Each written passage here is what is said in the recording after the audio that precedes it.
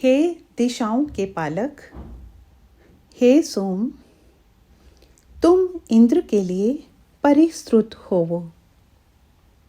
हे ज्ञान में भक्ति भाव, तुम मुझ आत्मा के लिए परिस्तुत होवो।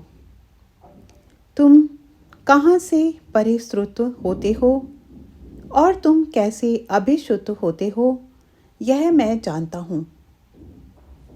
हे दिशाओं के पति, तुम ऊपर से बरसते हो और दिशाओं का, चारों दिशाओं में बसने वाले संसार का रस प्रदान द्वारा परिपालन करते हो।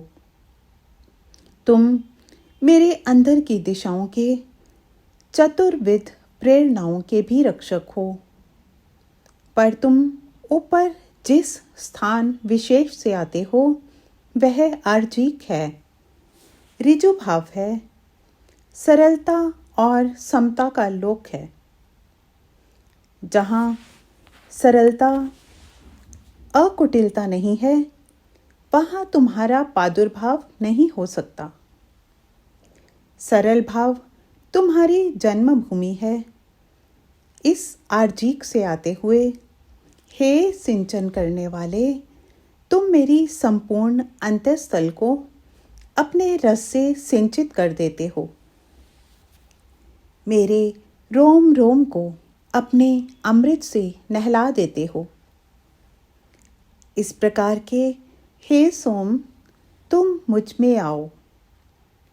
सत्य वचन, सत्य व्यवहार, श्रद्धा और तप द्वारा उत्पन्न होकर मुझ में आओ। मैं खूब जानता हूँ कि सत्य वचन और सत्य कर्म के नियमों का पालन किए बिना भक्ति भाव उदित नहीं होता है।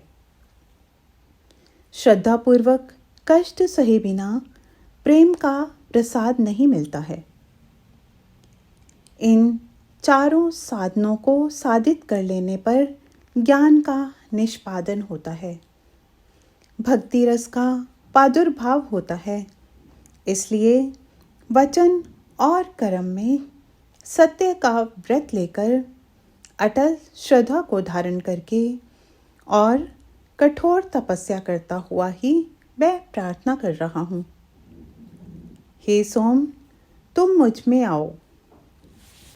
मेरी आत्मा तुम्हारी प्यासी है, इसलिए हे इंद्र, तुम मुझ में परिस्तुत होवो और इस आत्मा के लिए शरित होवो।